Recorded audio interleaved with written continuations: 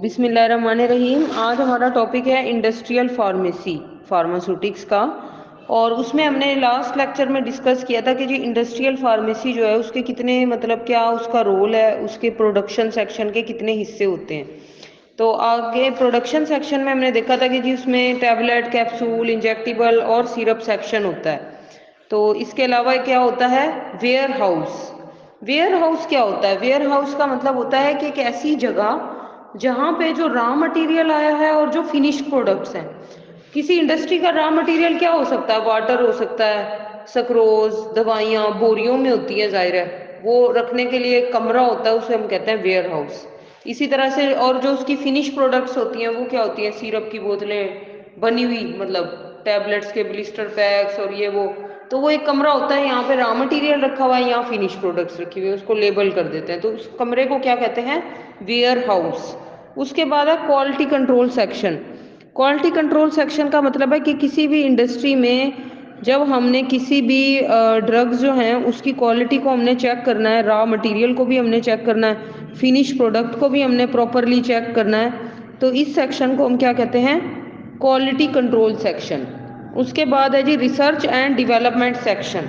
Research and development, इसे R&D भी कहते हैं। इसका मकसद ये होता है किसी भी इंडस्ट्री में कि भाई जो बेसिक फंक्शन है ना, कि भाई इंडस्ट्री में जैसे मिसाल के तौर पे एक इंडस्ट्री है, वो पैनाडोल बना रही है, ओमिप्राजोल बना रही है, अमोक्सिल बना रही है, वो आगे कौन सी नई इजाद कर सकती है?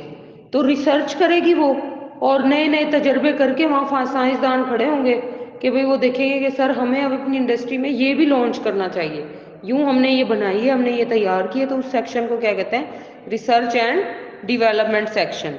कि इसमें यही पर्पज़ है कि इसमें डिस्कवर करना है, डिवेलप करना है, सिंथेसाइज करना है न्यू मेडिसिन को, और वर्क करना है on the improvement of the existing medicine, यानी कि जो एग्जिस्टिंग है उसको इम्प्रूव करना है, और वर्क करना है कि हमने नई तैयार कैसे करनी है मेडिसिन। ठीक है।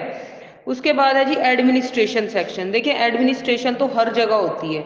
अब जैसे हॉस्पिटल में सिर्फ डॉक्टर, फार्मासिस्ट, नर्सें, फार्मेसी टेक्नीशियन की जॉब नहीं होती। आम रिसेप्शन वाला हो गया, अकाउंट्स वाला हो गया, इनकी भी जॉब होती है, क्योंकि इनका रोल होता है पर्ची काटना, देखना कि हॉस्पिटल में कितने बंदे आ रहे हैं। तो this is the administration section, जहाँ पे बैकबोन है फार्मास्यूटिकल इंडस्ट्री में, और जितने भी मैटर्स हैं इंडस्ट्री के वो कंट्रोल करता है। नेक्स्ट हम आ जाते हैं कम्युनिटी फार्मेसी। कम्युनिटी का मतलब है कि हमारे इलाके में जो फार्मेसी है, it is one of the pillars of the pharmacy profession, and in this speciality we provide the pharmaceutical services at the community level. Community जैसे शाहरुख ने Alam community, new Multan, cantt, कौन सा एरिया है, गुलगश्त, तो इसे हम कहेंगे कि यहाँ पे जो भी फार्मेसी है ये इस कम्युनिटी के लिए है। तो इसका पहला मकसद ये होता है कि आपने क्वालिटी की मेडिसिन देनी है जनरल पब्लिक को, अच्छी क्वालिटी की। गाइडेंस और काउंसलिंग देनी है। काउंसलिंग का मतलब होता है मशवरा करना, और गाइडेंस का मतलब होता है कि भाई कोई मरीज है, उसको समझ नहीं आ रही, उसे गाइड करना है। ये नहीं है कि भाई अपने सर से उतारी जाओ, खुद ही इस्तेमाल करो। अगर कोई पूछ लेता है सर ये दवाई कैसे खानी है, क्या है, तो उसमें वो बंदा खड़ा हो जो एटलीस्ट उसको गाइड कर सकता हो। इसके अलावा वैक्सीनेशन है। वैक्सीनेशन के हवाले से, यानी कि जैसे आजकल है हेपाटाइटिस की वैक्सीन होती है, और मुख्तलिफ टेटनस की होती हैं, तो ये भी सारा उसमें मौजूद होता है। Organise the health camps. Health camp क्या होते हैं? यानी कि कोई भी टीबी से रिलेटेड कैंप लगा लिया, जैसे आप देखते होंगे free skin checkup camp, free gynae checkup camp. उससे ये होता है कि असल में ये क्या कर रहे होते हैं हॉस्पिटल या फार्मेसी वाले, अपनी प्रमोशन कर रहे होते हैं कि आज तो चलो फ्री आ जाएंगे लोग, लेकिन कल कला को क्या होगा कि लोग पैसे दे के आएंगे कि ये बड़ा अच्छा हॉस्पिटल है, यहाँ पे फ्री कैंप भी लगता है, ये डॉक्टर है, वो उसको ना आगाही दे रहे होते हैं बेसिकली।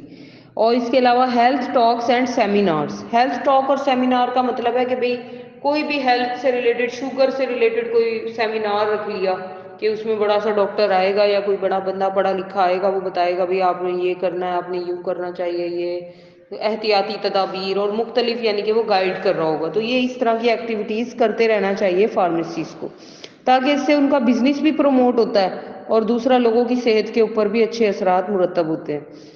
अब उन्होंने बताया कि कम्युनिटी फार्मेसी जो है उसकी दो किस्में हैं, one is the retail pharmacy and second is the wholesale pharmacy. Retail pharmacy में यानी कि ये परचून की दुकान है, जहाँ पे मेडिसिन को लिया जाता है टेकन फ्रॉम द डिस्ट्रीब्यूटर्स।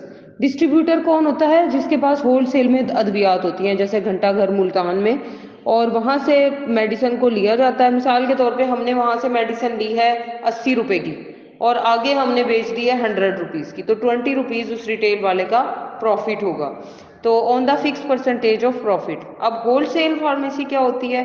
वो ये होती है कि वो बिजनेस ओरिएंटेड होती है, यानी कि उसका ये पर्पस नहीं होता कि आम मरीज जाके उनसे दवाई लेगा, आम तो नहीं जा सकता वहाँ पे, क्योंकि वो बेचते हैं 50-50 डब्बे, 12-12 डब्बे, 10-10 डब्बे।